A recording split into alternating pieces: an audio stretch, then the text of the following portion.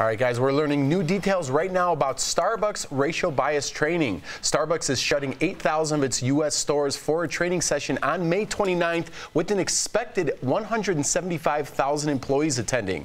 Common, the hip-hop artist, will appear in a video message along with executives from the company. Check out this clip from Starbucks. Common, one of our guides, will help folks start exploring their own identities. Helping people see each other fully, completely, respectfully. And Starbucks says employees will learn and talk about their own racial bias and how to build a more welcoming community. I don't know.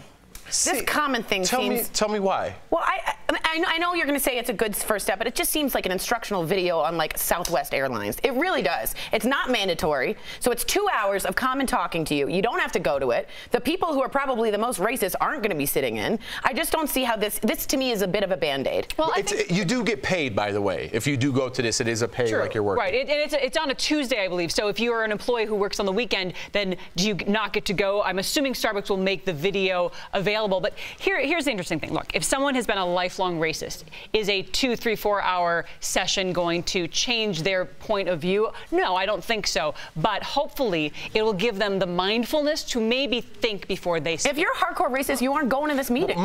Well, maybe their friends might tell them about that, or maybe their friends might learn something. We always talk about we need to do something. Yeah, we need to take a step forward. I just wish this were mandatory or online so you could watch it at home. It should be mandatory. Yeah. I don't think that the objective is to change what's in people's hearts. I think the objective is to change the culture and what's tolerable. I read a really great article on Slate.com about Starbucks really isn't in the coffee game, they're in the third space game.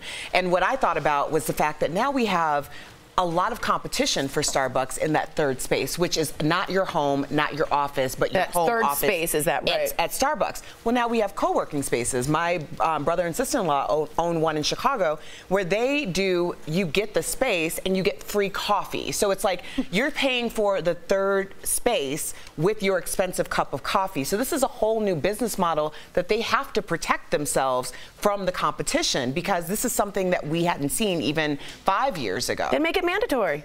I just don't get that. Mandatory.